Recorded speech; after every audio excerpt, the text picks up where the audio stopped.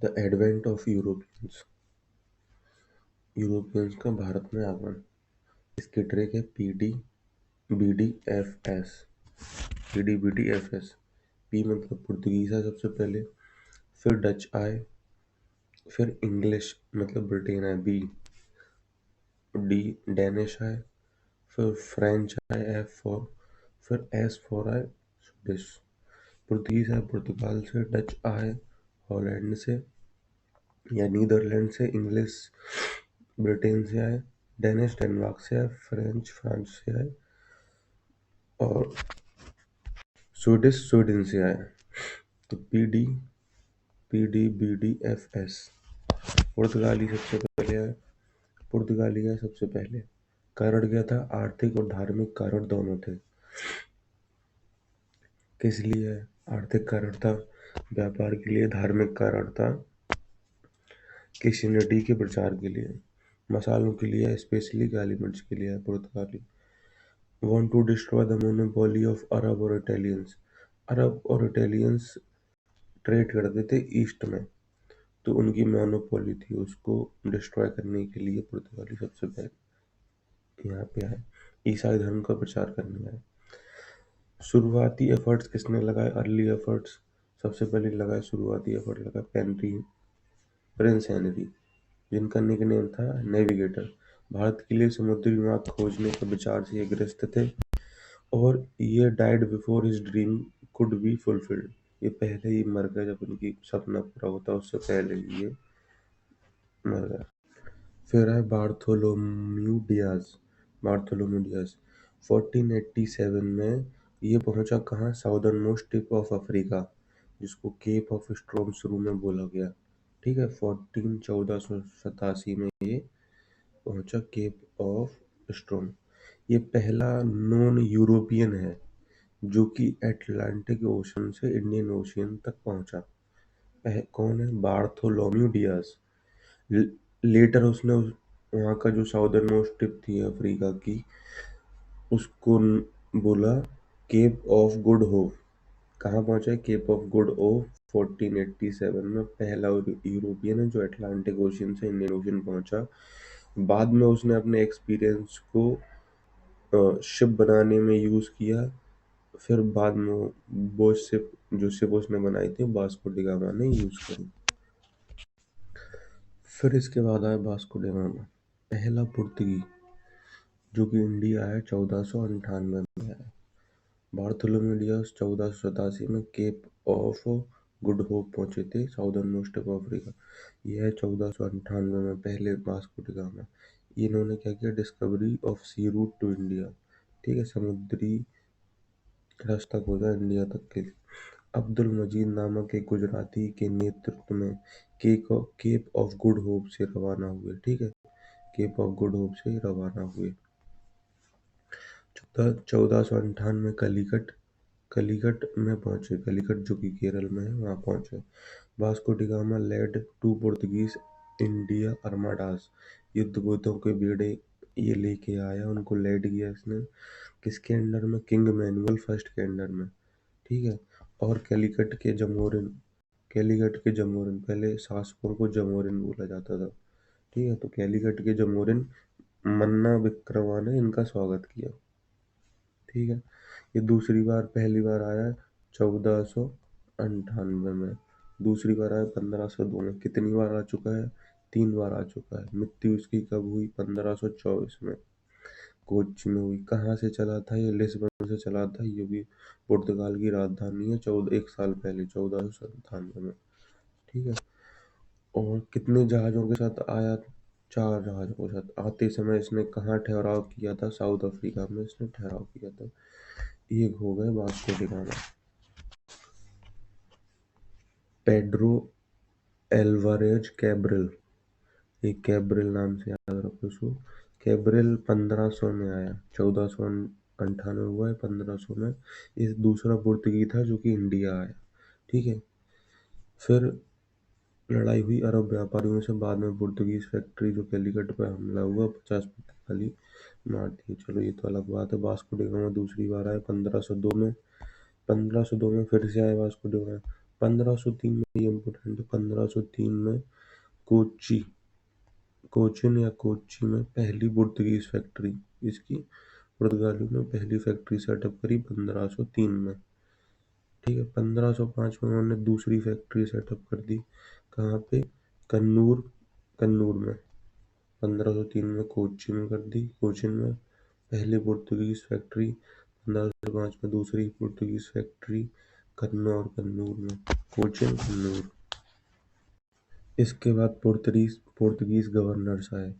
पहला गवर्नर जो था फ्रांसिस्को डी अल्मेडा था, जो कि 1505 से 1509 के बीच में आया, और ये पहला पुर्तगीज वायसरॉय ऑफ इंडिया था। ठीक है, कौन?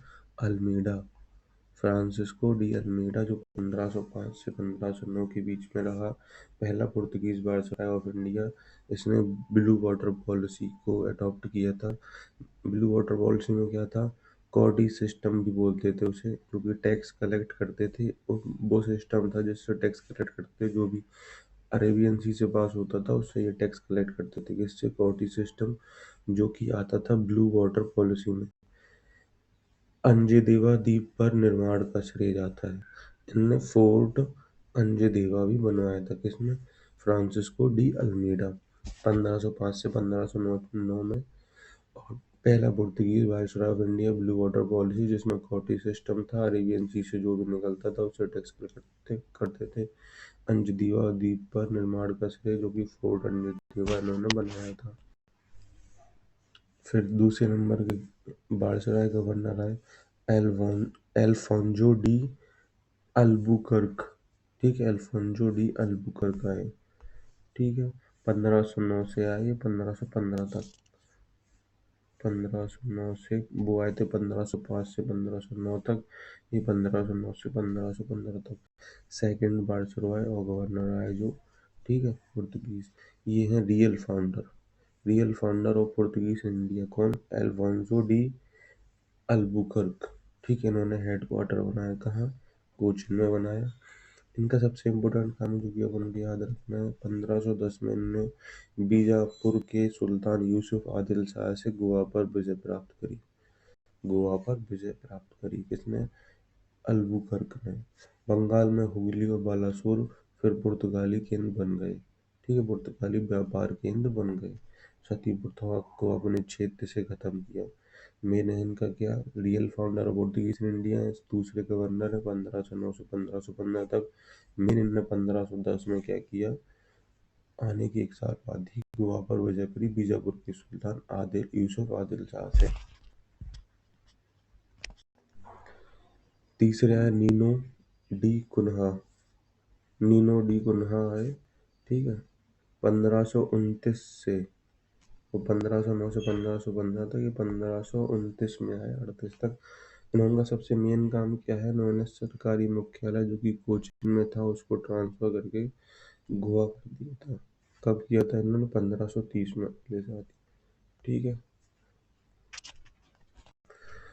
पुर्तगालियों का पतन कैसे हुआ? 1661 में पुर्तगाल स्पेन स्पेन के साथ युद्ध में था और उसे इंग्लैंड की सहायता की आवश्यकता थी। ठीक है, इसी वजह से पुर्तगाल की जो राजकुमारी थी, पुर्तगाल को जरूरत थी इंग्लैंड की मदद की। पुर्तगाल की राजकुमारी कैथरीन की शादी उन्होंने इंग्लैंड के चार्ल्स द्वितीय से करवा दी। दहेज में उन्हें साउथ बॉम्बे या less populated area of Bombay, कह लो पूरा बॉम्बे देना पड़ा। कब? 1661 में 17वीं शताब्दी तक आखिरकार भारत छोड़कर चले गए थे कौन? पुर्तगाली। ठीक है, लेकिन 1961 तक वो गोवा और दमन और दीव तक उनके कब्जे में रही। 1961 तक ये क्या थे? सबसे पहले आने वाले थे, आए भी सबसे पहले थे और गए भी सबसे बाद में, आखिरी तक जाने वाले थे। इम्पैक्ट क्या छोड़ा इन लोगों ने? इन लोगों ने क्रिश्चियनिटी को बढ़ाया। 1540 में destroy all temples of Goa. इन्होंने प्रिंटिंग प्रेस इंडिया में लाए थे कौन? पुर्तगीज।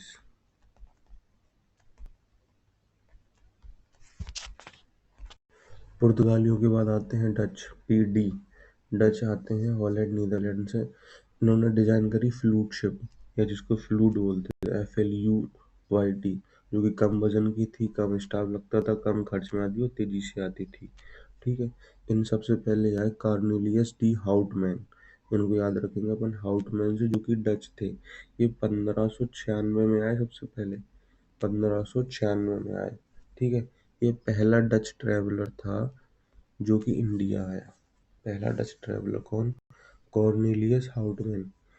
1602 में, ये 1596 में, 1602 में Dutch east India company form हुई। कहाँ? डच पार्लियामेंट में। Dutch east India company form हुई डच पार्लियामेंट में। 1605 में पहली डच फैक्ट्री लगाई गई। कहाँ पे? पहली डच फैक्ट्री लगाई गई मसूलीपट्टनम, आंध्र प्रदेश में, 1605 में। 1610 में चंदगी के राजा के साथ संधि पर साइन हुआ। ठीक है। चंदगिरी के राजा के साथ संधि पर साइन हुआ और पुलीकट में हेडक्वार्टर स्टेब्लिश किया। यहाँ पर नामक सोने के सिक्के ढाले। पैगोडा नामक सोने के सिक्के ढाले। पुलीकट में हेडक्वार्टर और पैगोडा नामक सोने के सिक्के ढाले 1610 में। 1605 में पहली डच फैक्ट्री। बंगाल की पीपली में 1627 और चिंसुरा में 1635 में इन्हें फैक्ट्री लगाई। 1690 में डच हेडक्वार्टर इन्होंने ट्रांसफर कर दिया पुलीकट में, जो कि चंदगिरी के राजा के साथ संधि हुई थी। वहाँ पैगोडा नामक सोने के सिक्के ढाले, वहाँ से ट्रांसफर करके इन्होंने कर दिया कहाँ? नागपट्टिनम। नागपट्टिनम किसने? डचों ने। और फिर 1759 में बेदरा और बंगाल का युद्ध हुआ। अंग्रेजों ने डच को पराजित किया, भारत में डच की सत्ता समाप्त कर दी। समाप्त। सबसे पहले आया कॉर्नेलियस डी हाउटमैन, 1596 में पहला डच ट्रैवलर। 1602 में डच ईस्ट इंडिया कंपनी की एस्टेब्लिशमेंट फॉर्म हुई डच पार्लियामेंट में। 1605 में मसूलीपट्टनम, आंध्र प्रदेश में पहली फैक्ट्री डाली गई।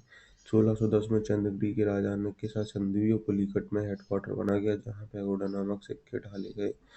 1610 के बाद सीधा 1690 में डच हेडक्वार्टर नागपट्टिनम चेंज हो गया पुलीकट से। 1759 में बेदरा बंगाल का युद्ध हुआ, जिसमें अंग्रेजों ने डचों को पराजित किया और डचों की सत्ता को पूरी तरीके से खत्म कर। इसमें सबसे ज़्यादा इम्पोर्टेंट है ये 1759 में, 1759 में जो युद्ध हुआ, बेदरा का युद्ध हुआ। और इसी तरीके से फर्स्ट यूरोपियन कंट्री बनी कौन? डच पहली यूरोपियन कंट्री बनी जो इन्होंने इंडिया लीव किया। English free force them to leave India. ठीक है। पहले यूरोपियन जो कि इंडिया छोड़ गए वो थे कौन? डच। ईस्ट इंडिया कंपनी आई 1599 में। 1599 में एक कंपनी बनाई गई जो कि ईस्ट के साथ ट्रेड करने के लिए फॉर्म हुई थी। उसके जो ग्रुप ऑफ मर्चेंट थे उनको मर्चेंट एडवेंचर्स बोलते थे। मर्चेंट एडवेंचर्स पॉपुलरली ये कहलाती थी ईस्ट इंडिया कंपनी। इसका निकनेम था जॉन कंपनी। John company. 1599 के बाद 1600 में क्वीन एलिजाबेथ ने एक घोषणा पत्र जारी किया टू ट्रेड विथ ईस्ट। कितने सालों के लिए? 15 सालों के लिए घोषणा पत्र तैयार किया क्वीन एलिजाबेथ ने 1600। फिर इसको आगे चल के, जो कि बाद में देखेंगे, 1615 में जेम्स फर्स्ट ने कह दिया आप अनलिमिटेड टाइम के लिए ईस्ट के साथ ट्रेड कर सकते हैं। 1600 के बाद 1608 में क्या हुआ? कैप्टन विलियम्स हॉकिंस आए। कैप्टन विलियम्स हॉकिंस ने अपने रिप्रेजेंटेटिव्स को कहाँ भेजा? जहांगीर के दरबार में भेजा। क्यों भेजा भैया? To take permission to open factory. कहाँ पर?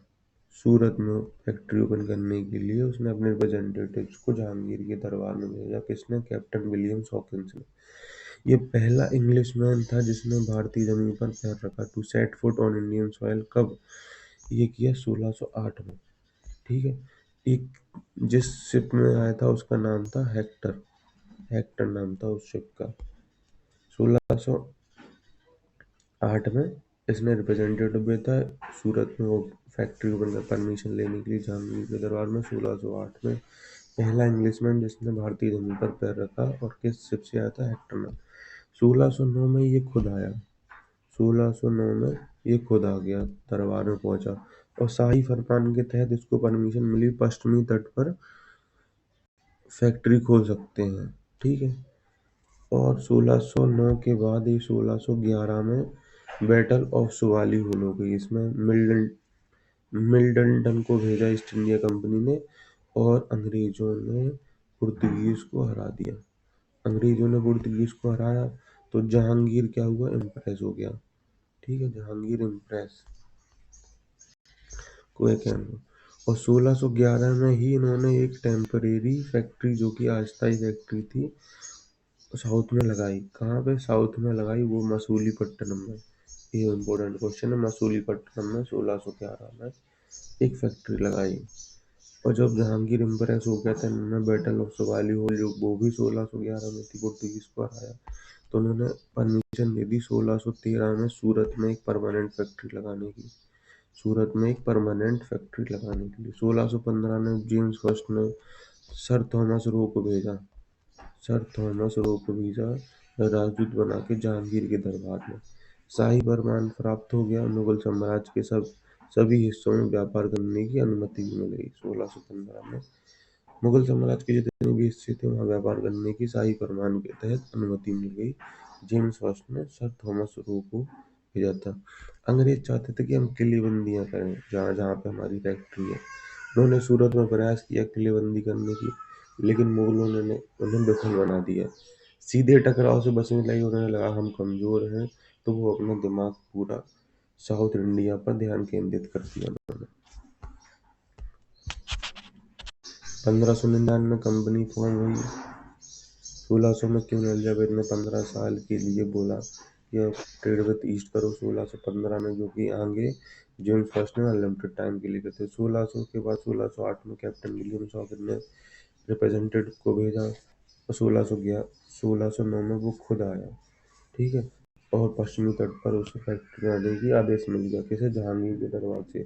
1608 में पहला इंग्लिशमैन था जिसने भारतीय जमीन पर पैर रखा। 1611 में फिर क्या हुआ, 1609 में खुद पहुंचा शाही पर। 1611 में बैटल ऑफ सुवालीहुल होगी जहां पुर्तगीज को हरा दिया इन्होंने।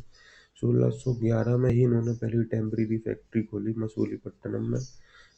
और पुर्तगीज को हराने के बाद जहांगीर इम्प्रेस हो गया। 1613 में उन्होंने परमानेंट फैक्ट्री सूरत में खोली। फिर 1615 में जेम्स फर्स्ट ने सर थॉमस रो को जहांगीर के दरबार में भेजा और जहांगीर ने कहा जहाँ जहाँ मुगलों के जितने भी हिस्सों अंडर आते हैं वहाँ पे आप व्यापार करने की अनुमति मिल गई। अंग्रेजों ने सोचा हम किलेबंदी चाहते हैं। सूरत में ने प्रयास किया, मुगलों ने विफल कर दिया।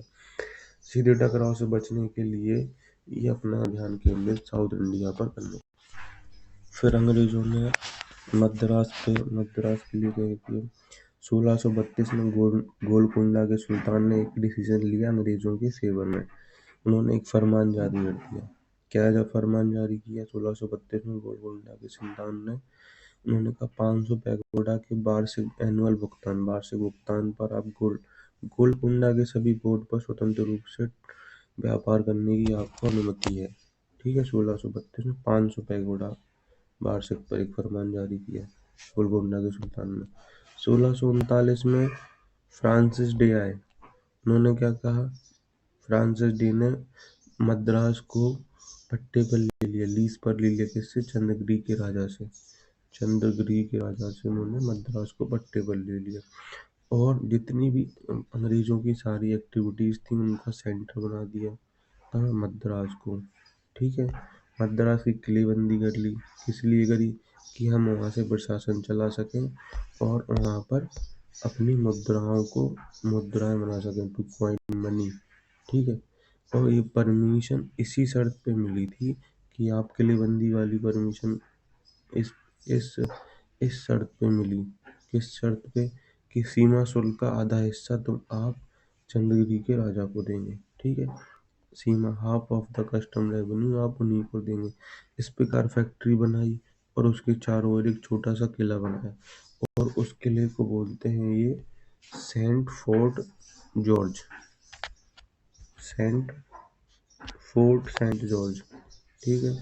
और फिर 1690 में इन्होंने क्या किया, अंग्रेजों ने मद्रास के पास का एक देवपट्टनम किले को खरीद लिया और उसका नाम फोर्ट सेंट डेविड रख दिया। देवपट्टनम किले को खरीदकर उन्होंने फोर्ट सेंट डेविड नाम दिया। फिर बंगाल की तरफ आते हैं। 1651 में ह्यूग में पहली अंग्रेजी फैक्ट्री जो कि बंगाल में थी। क्वेश्चन आएगा कि पहली पहली अंग्रेजी फैक्ट्री बंगाल में कब आई थी? ह्यूग में 1551 में। तो इन्होंने बनाई किसकी परमिशन में बनी? बंगाल के सूबेदार जो थे सूबेदार सुल्तान शुजा, ये शाहजहां के दूसरे बेटे थे। इनकी परमिशन से बनाई ह्यूज में बंगाल में 1651 में। 1690 में आए कौन? जॉब चारनॉक ने स्टेब्लिश करी एक फैक्ट्री सुल्तानीति पर उन्होंने एक फैक्ट्री स्टेब्लिश करी और 1696 में 6 साल बाद उसको फोर्टिफाइड कर दिया, जिसको बोला फोर्ट विलियम। ठीक है। 1658 सुल्तानीति कालीकता गोविंदपुर के गांव की जमींदारी की अनुमति मिल गई और बंगाल के सूबेदार किससे? अजीम उस शान से। तो 1651 में बंगाल में पहली, 1690 में एक फैक्ट्री सुल्तानीति पर, उसको 1696 में फोर्टिफाइड कर दिया फोर्ट विलियम। 1698 में सुल्तानीति कालीकता गोविंदपुर गांव की जमींदारी किसकी अनुमति? अजीम उस शान की अनुमति से। बम्बई एक ही चीज जानने के लिए कि 1661 में किंग्स चार्ल्स द्वितीय को दहेज में बॉम्बे मिला था। 1668 में बॉम्बे में जो कि क्राउन है, क्योंकि ईस्ट इंडिया प्राइवेट कंपनी थी तो उसको 10 पाउंड के एनुअल रेंट पर क्राउन ने से बॉम्बे को दे दिया। 1615-1666 के बीच में कंपनी की ताकत बढ़ती गई। 1625 में डायरेक्टर और गवर्नर्स जो कि ईस्ट इंडिया कंपनी, उन्हें न्यायिक अधिकार जुडिशियल पावर्स मिल गई। 1683 में उनको फुल पावर मिल गई कि वो वॉर डिक्लेयर कर सकते हैं, to make to raise and maintain army बना सकते हैं और उसे मेंटेन कर सकते हैं। कई बार कोर्ट ऑफ डायरेक्टर्स ने एक पत्र से सलाह दी कि ऐसी नागरिक और सैन्य नीति अपनाए जिससे एक बहुत बड़ा रास्ता प्राप्त हो सके और भारत में अंग्रेजों का एक राष्ट्र बनाएंगे। ये नीतियाँ थी उनकी। अंग्रेज और मुगल। 1680 में औरंगजेब ने एक फरमान जारी किया। उसने कहा सूरत को छोड़कर हर जगह कंपनी का ट्रेड कस्टम फ्री होगा। 1680 में। 1688 में अंग्रेज और मुगलों के बीच केवल 8 साल ही लगे।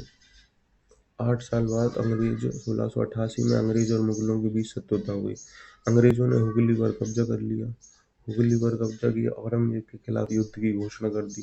गलत अनुमान लगाया, हार गए। बंगाल की फैक्ट्री से बाहर निकाल दिया मुगलों ने औरंगजेब। फिर उन्होंने चापलूसी फिर से स्टार्ट कर दी और गलती का एहसास भी कराया कि हमसे गलती हुई, क्योंकि ये कमजोर थे अभी। फिर औरंगजेब ने इन्हें माफ भी कर दिया, क्योंकि औरंगजेब ने क्या देखा कि विदेशी व्यापार से भारतीय कारीगर और व्यापारियों को क्या हो रहा है? फायदा हो रहा है और खजाने में वृद्धि हो रही है इससे। ठीक है, इसीलिए उसने माफ कर दिया। उसने कहा कि हम 1.5 लाख का जुर्माना लेंगे और अनुमति दे दी। 1688 के बाद में 1691 में उसने फिर एक फरमान जारी किया कि बंगाल में जिससे हमने बाहर निकाला था, वहाँ पे सीमा शुल्क कोई नहीं लगेगा, छूट दे दी पूरी, लेकिन आपको एक वार्षिक भुगतान करना पड़ेगा। ठीक है। औरंगजेब के बाद फारूक सियारा, उन्होंने 1717 में, सबसे इम्पोर्टेंट है ये, 1717 में फरमान जारी किया जिसे दस्तक भी बोलते हैं। उन्होंने कहा 30,000 रुपये वार्षिक हमें दो और बंगाल में फ्री ट्रेड करो। 10,000 रुपये हमें दो, वार्षिक दो, सूरत में फ्री ट्रेड करो। 30,000 में बंगाल, 10,000 में सूरत। किसने? 1717 में फारूक सियारा ने ऐसा कहा।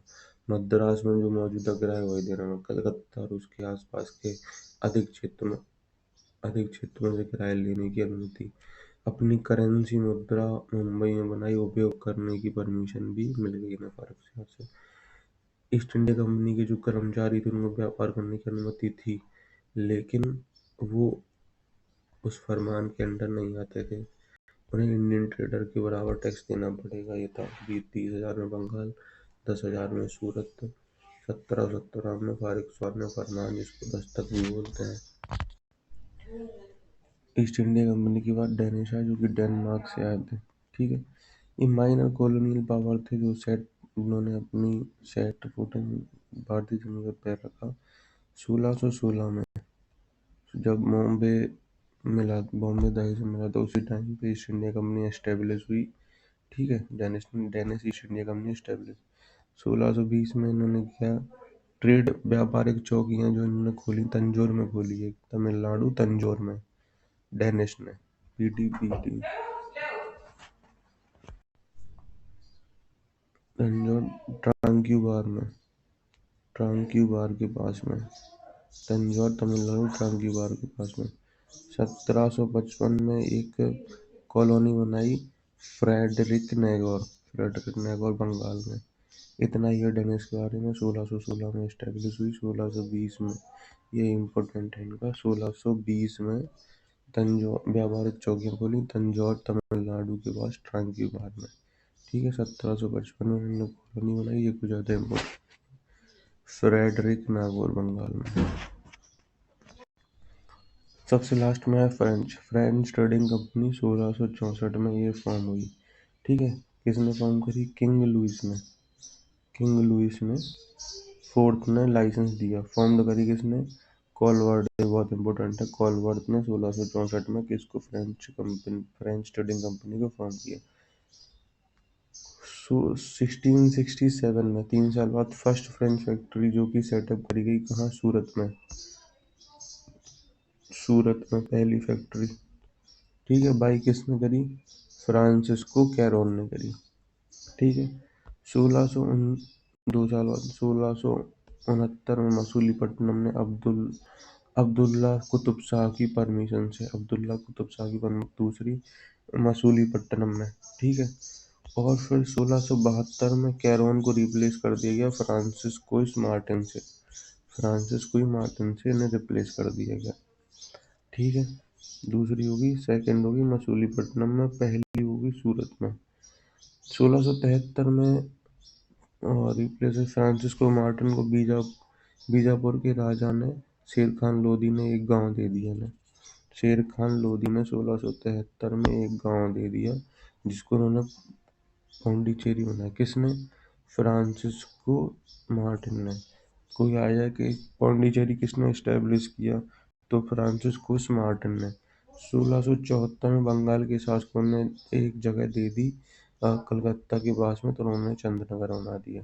ठीक है, 1693 में डच ने पौंडीचेरी छीन ली। ऐसे ट्रीटी ऑफ रेसविक से 1697 से इन्होंने उसे वापस ले लिया पौंडीचेरी।